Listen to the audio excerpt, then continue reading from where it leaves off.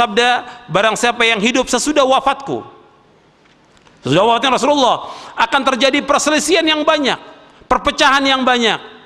Kemudian Nabi memberikan jalan keluar, solusi yang terbaik dari perselisihan, hendaklah akan berpegang kepada sunnahku. Berpegang kepada sunnahku, kata Rasulullah, dan sunnah khulafaur rasyidin al-mahdiyyin. Pegang erat-erat dan gigit dengan geraham kalian, kata Rasulullah. Dan jauhkan diri kalian dari setiap perkara yang baru, karena setiap yang barulah bid'ah dan setiap bid'ahlah sesat. Hadis ini sahih, diriwayatkan oleh Imam Ahmad, Abu Daud dan yang lainnya dengan sanad yang sahih. Jadi kita disuruh untuk mengikuti pemahamannya para sahabat, disuruh oleh Rasulullah sallallahu alaihi wasallam. Kemudian juga ikhwan fillah, azakumullah, bahwa mereka adalah orang yang paling dalam ilmunya.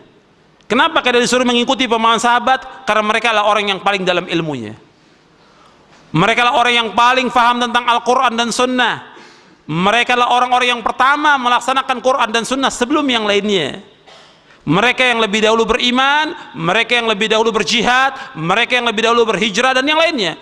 Maka disebutkan dalam surah Al-Fatah, wa kullan wa'adallahu al-husna, dan semuanya mereka kami janjikan dengan surga.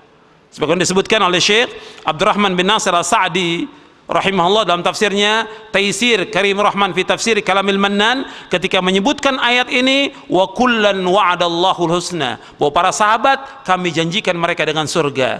Sesuai dengan ayat mana? Sesuai dengan ayat dalam surah At-Taubah ayat 100. Dalam surah At-Taubah surah 9 ayat 100, Allah berfirman, was-sabiqunal awwalun minal muhajirin wal ansar walladzina ittaba'uhum bi ihsan radhiyallahu anhu wa radu'an wa'ada lahum jannatin tajri tahtal anharu khalidina fiha abada dzalikal fawzul azim. Allah sebutkan dalam surah At-Taubah surah 9 ayat 100, dan orang-orang yang terdahulu, yang pertama dari kalangan muhajirin dan ansar, dan orang-orang yang mengikuti mereka dengan kebaikan, Allah redho kepada mereka, mereka pun redho kepada Allah. Allah sediakan bagi mereka surga-surga yang mengalir di bawahnya sungai-sungai, mereka kekal dalamnya selama-lamanya. Yang demikian kemenangan yang besar. Jadi para sahabat muhajir dan ansar dijamin oleh Allah dengan surga, dijamin oleh Allah dengan redho. Dan kita, kalau kita ingin mendapatkan keredhaan Allah dan dimasukkan ke dalam jannah, maka kita harus mengikuti jejaknya mereka, jejaknya al-muhajirin dan al-ansar radhiyallahu anhum ajma'in.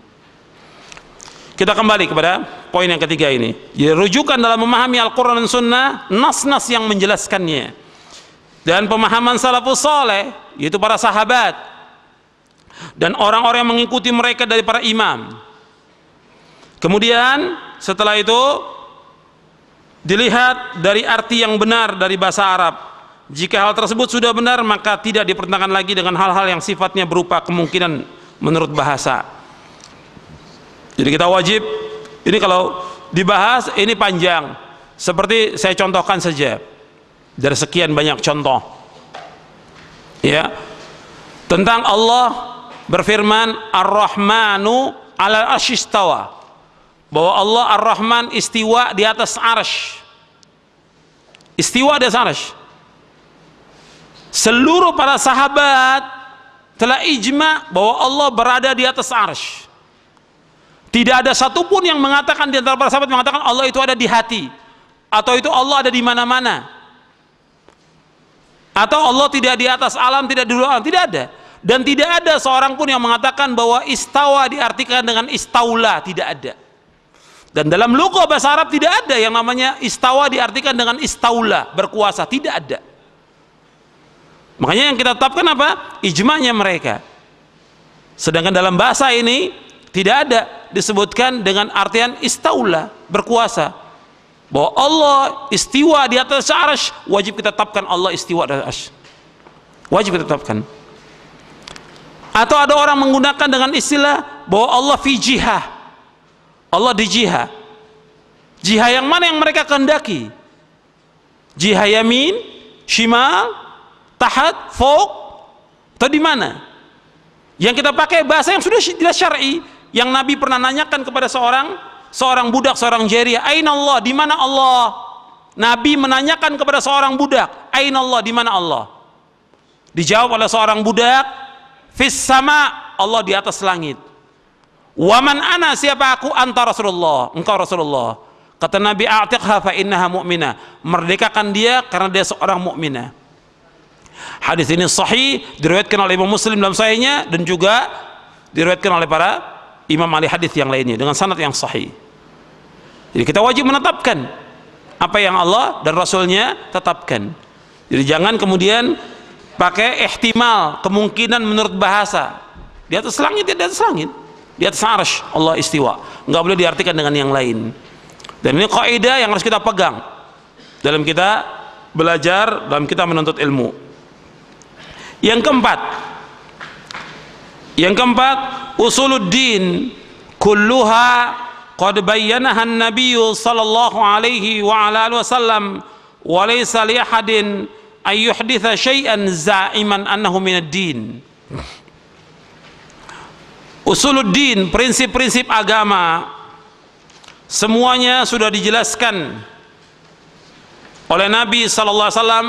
Siapapun tidak berhak untuk mengadakan sesuatu yang baru, yang tidak ada contohnya, yang tidak ada contoh sebelumnya, apalagi sampai mengatakan hal tersebut bagian dari agama. Jadi prinsip agama ini, usuluddin, semua sudah dijelaskan oleh Rasulullah sallallahu alaihi wasallam. Tidak ada satupun yang terluput. Dasarnya, dalilnya apa? Surah Al-Maidah ayat 3. "Al-yauma akmaltu lakum dinakum wa atmamtu alaikum ni'mati wa raditu lakumul Islam madina." Pada hari ini aku telah sempurnakan bagimu agamamu, aku telah cukupkan nikmatku atasmu, dan aku ridho Islam menjadi agama bagimu.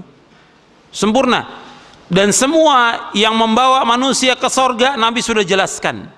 Semua yang membawa manusia ke neraka Nabi sudah jelaskan. Tidak ada satupun yang terluput, semua Nabi sudah jelaskan lengkap. Sampai burung yang terbang pun Nabi sudah jelaskan ilmunya kepada para sahabat ridwanullah ajma'in. Maka tidak boleh ada seseorang yang membuat sesuatu yang baru. Maka Nabi ketika Hajjatul Wada', Nabi khutbah di Arafah, Nabi sampaikan kepada para sahabat semuanya, "Apakah aku sudah sampaikan semuanya kepada kalian?" Kata para sahabat, "Engkau sudah menunaikan, engkau sudah menyampaikan, dan engkau sudah menasihati umat." Kemudian Nabi menunjuk kepada para sahabat semuanya, "Ala hal ballaghtu, Allahumma syhad, Allahumma syhad." Ya Allah saksikan, 3 kali Nabi sebutkan. Ketahuilah aku sudah sampaikan semuanya, ya Allah saksikan bahwa seluruh syariat Islam ini sudah disampaikan oleh Rasulullah sallallahu alaihi wasallam. Tidak ada satupun yang terluput. Sudah sempurna agama Islam ini. Maka kita wajib untuk taslim dan tidak boleh menambah sesuatu yang baru dalam agama ini. Yang kelima, at-taslimu lillahi wa li rasulih sallallahu alaihi wasallam zahiran wa batinan, fala yu'aradu syai'un minal kitabi aw as-sunnati as-sahihati biqiyasin wala dhauqin wala kashfin wala qawli syaikhin wala imamin wa nahwi dhalik. Yang kelima, berserah diri, taslim, patuh dan taat hanya kepada Allah dan Rasulnya secara lahir dan batin, dan tidak menolak sesuatu dari Al-Quran dan As-Sunnah yang sahih, baik menolaknya dengan kias, yaitu analogi, perasaan, kasyf, iluminasi atau penyingkapan tabir rahasia sesuatu yang gaib, ucapan seorang syekh ataupun pendapat imam dan yang sepertinya. Jadi poin yang kelima ini, bahwa kita wajib taslim kepada Allah dan Rasulnya lahir dan batin, mutlak. Dan ini yang dijelaskan dalam ayat Al-Quran dan juga sunnah Nabi yang sahih, dan dijelaskan juga oleh para imam. Artinya kita wajib taslim, dasarnya apa? Ayat Al-Quran. Yang pertama dalam surah An-Nisa di ayat 59, "Ya ayyuhalladzina amanu atii'ullaha wa atii'ur rasula wa ulil amri minkum." Wahai orang-orang beriman, taatlah kepada Allah, taatlah kepada Rasul dan ulil amri di antara kamu. Begitu juga dalam surah An-Nisa ayat 65,